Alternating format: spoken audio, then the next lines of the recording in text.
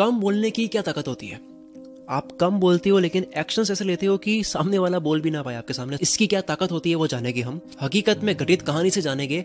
Argument करे बिना आप जीत सकते हो वो जानेंगे। एक्शंस आपके बोलने चाहिए। आपको अपनी आवाज को ऊंची करने की जरूरत नहीं है अगर आपके एक्शंस में दम है। एक होता है कि बातों से ज्ञान देना और एक होता है कि हकीकत में कहां हुआ वो बताना। तो मैं आपको हकीकत में कहां हुआ एक स्टोरी बताने वाला हूं और इससे ना केवल आपको एक तगड़ा लेसन मिलेगा बल्कि आपको ये जिंदगी भर भी याद रहेगा, क्योंकि कहानी याद रहती है और आपको विश्वास भी होगा कि यार ऐसा किसी ने करा है तो शायद इसमें बहुत दम है, तो मुझे भी ऐसा ही करना चाहिए।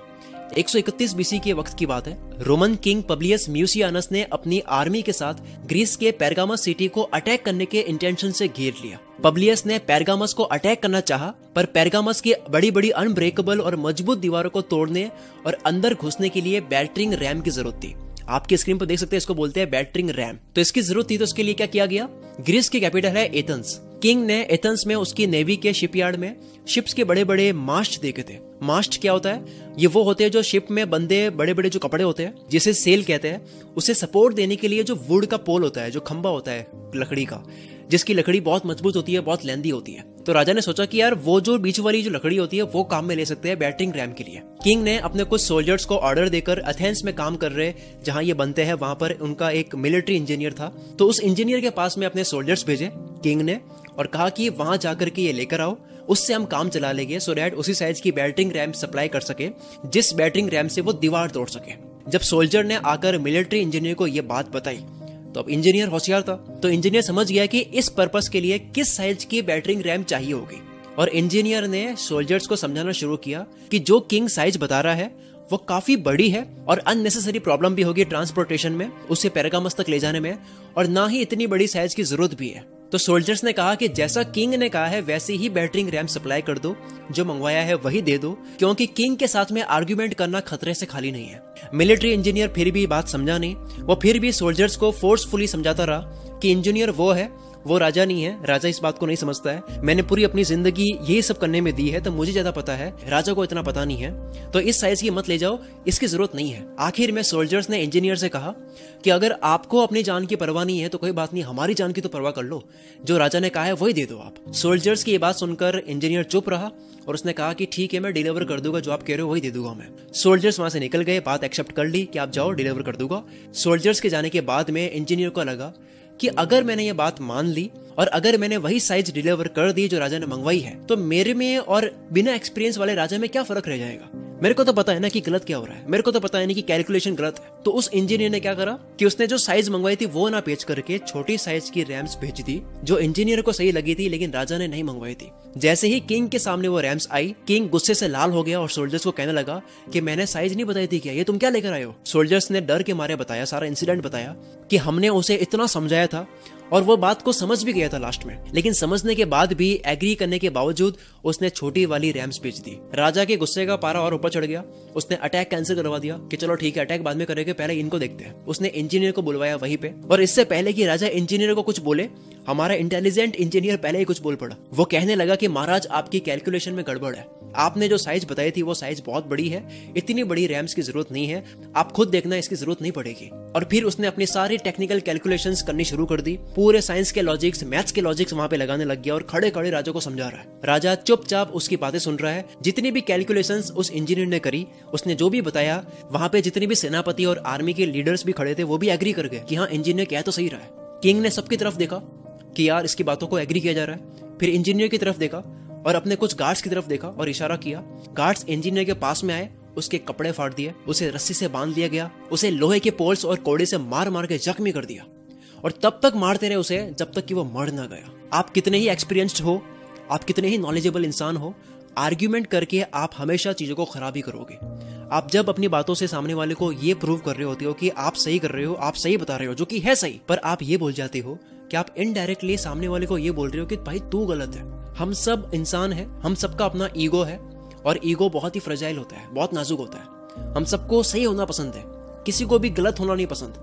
किसी को भी अच्छा नहीं लगता कि मेरे को कोई मुंह पे आकर के बोल के जाए कि तू गलत है, कोई प्रूव करके चला जाए। अगर आपको कोई बात मनवानी ही है तो आप बोल के मत मनवाओ, बल्कि डेमो दे के मनवाओ।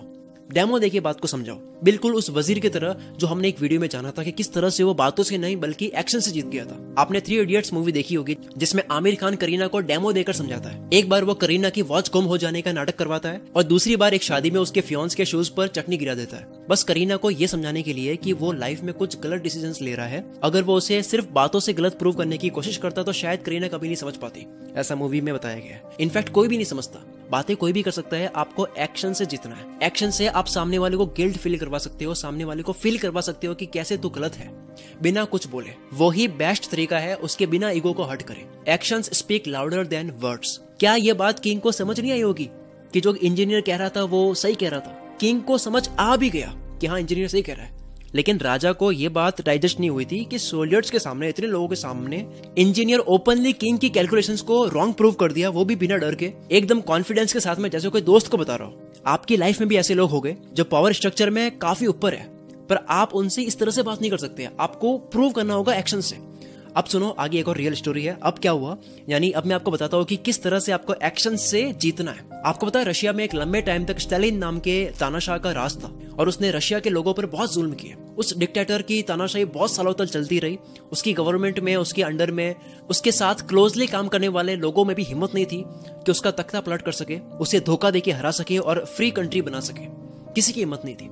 और फिर जब वो अपनी नेचुरल डेथ से मर गया तो उसके गवर्नमेंट के ही लोगों में से एक निकिता ख्रुश्चेवा ने एक नई पॉलिटिकल पार्टी, कम्युनिस्ट पार्टी की शुरुआत की और कंट्री को डिक्टेटरशिप से छुटकारा मिला, तानाशाही से छुटकारा मिला। एक बार ख्रुश्चेवा पब्लिक में स्पीच दे रहे थे about how Stalin ruled Russia and tortured it's people, यानी कि बता रहे थे कि किस तरह से स्टालिन ने क्या क्या करा था।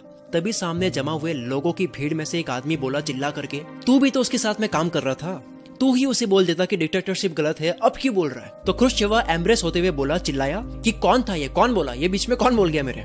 तो भीड़ चुप हो गई और उस भीड़ में से किसी ने नहीं बोला कि मैंने बोला था वो। थोड़ी देर बाद ख्रुश्चेवा ने स्माइल की और धीरे से बोलने लगा, इसीलिए मैं भी नहीं बोल पाया स्टालिन को कि वो गलत कर रहा है लोगों के साथ में, क्योंकि मेरे साथ भी वही होता जो आप लोगों के साथ में मैं कर दूंगा अगर मुझे पता चल जाता है कि किसने मुझे बोलते हुए टोका है। What a brilliant way of answering such a embarrassing question। ख्रुश्चेवा की जगह अगर कोई और होता तो वो अपनी इंसल्ट करवा लेता और उस बोलने वाले इंसान की सजा करवा लेता जिसने बोला पता लगा करके। बट उसने बहुत ही लॉजिकल वे में डेमो देकर समझाया कि क्या होता है स्टालिन जैसे एक तानाशाह के सामने बोलने का नतीजा।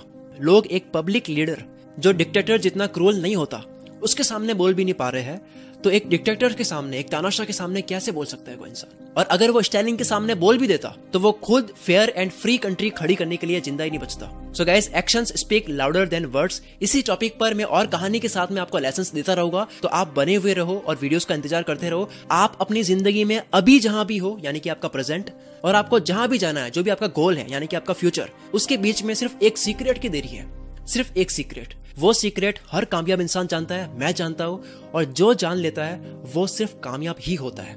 आपको चाहे पैसा कमाना हो, इंटेलिजेंट बनना हो, मेंटली स्ट्रांग बनना हो, और सबसे इंपॉर्टेंट आपको अपने काम में बेस्ट बनना हो, आपको अपने फील्ड का चीता बनना हो, उसके लिए ये सीक्रेट हर वक्त, हर बार, हर इंसान के लिए हर जगह काम करता है, बार बार काम करता है। इसके ऊपर मैंने डिटेल में लिखा है, लिंक डिस्क्रिप्शन में है, उसको पढ़ो। आप अभी जाकर के उसको फुल अटेंशन के साथ में पढ़ो। उस सीक्रेट की क्या ताकत है आपको पढ़ने के बाद में अपने आप पता लग जाएगा मैं किसकी बात कर रहा हूं। आपको खुद लग जाएगा कि वाकई में यही रास्ता है जो आपकी जिंदगी की हर समस्या का हल निकाल सकता है।